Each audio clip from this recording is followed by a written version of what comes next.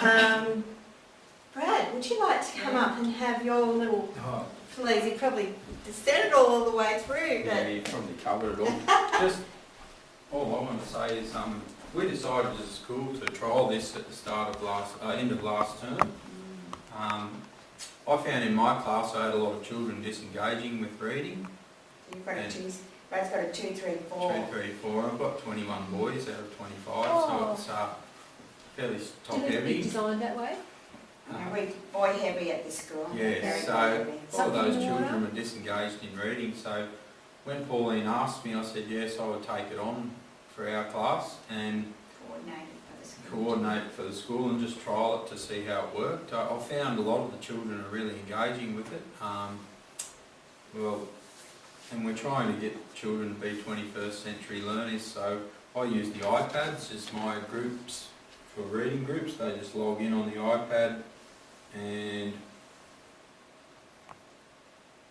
start their reading. I've got a couple up there ready to go if you want to have a look at the different levels. One of the around things, and I like said that. this to Justin earlier, one of the things we wanted to do was to educate children and also educate parents that technology is just not about games. Yes, that's And that, the thing is, and you know, a lot of the technology, yes, they can be learning through games, and that's fun, but they can actually be reading things on the iPads.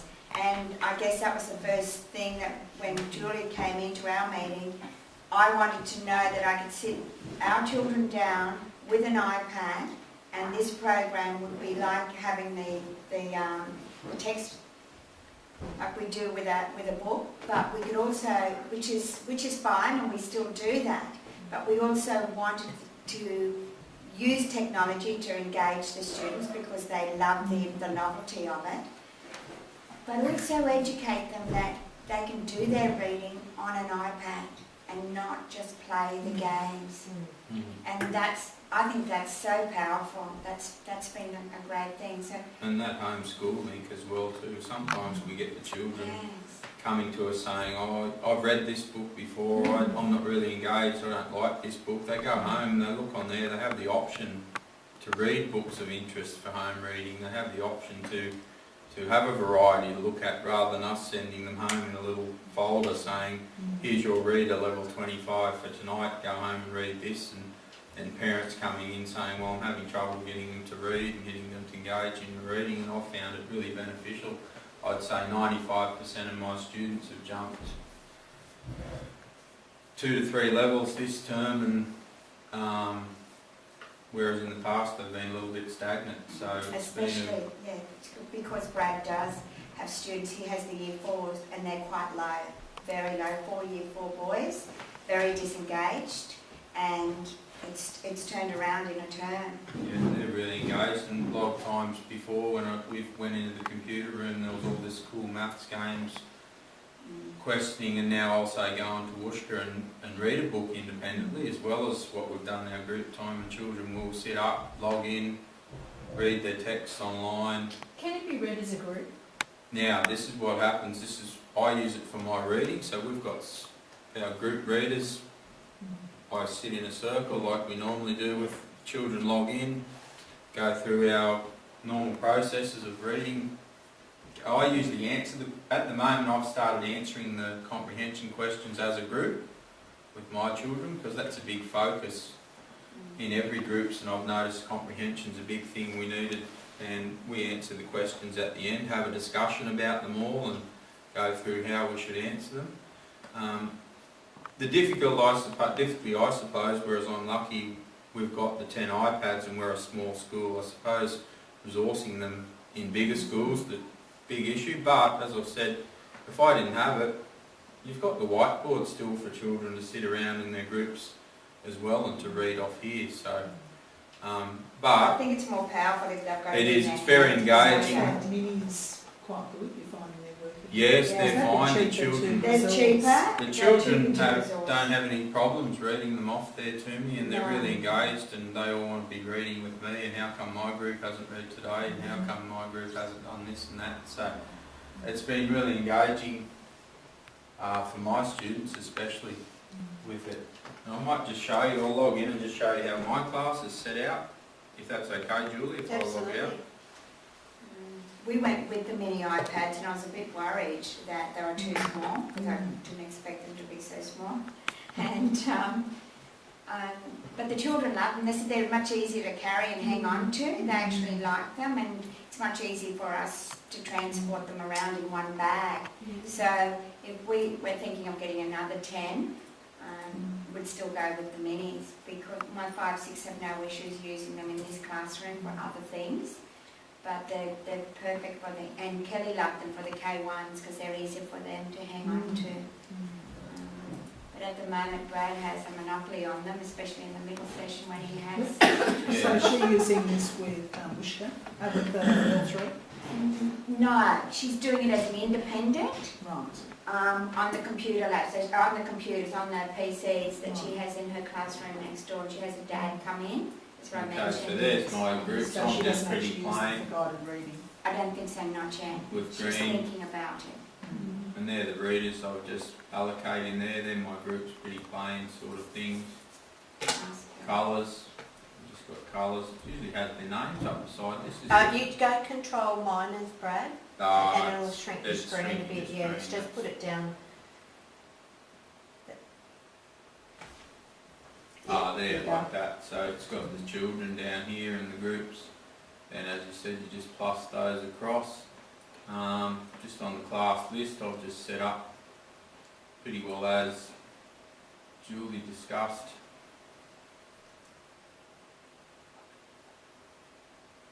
So some of the Year 2 students are higher than the So- Year 4s. Yeah, so I just allocate the password general 1, 2, 3, so it's easy for them to get in.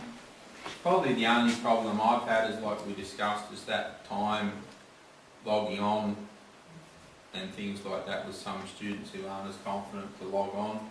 And then you can easily change them.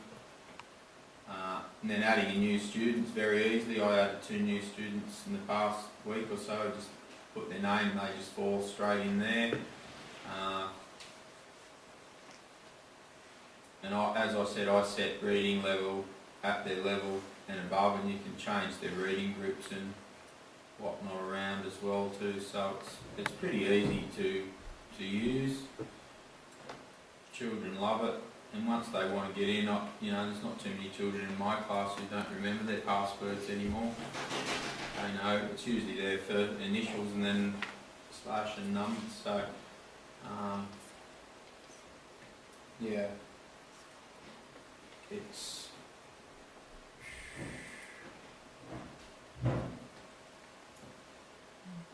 and I'll show you what the student looks like as well too. So when I allocate the readers, this is their view that Julie couldn't show you.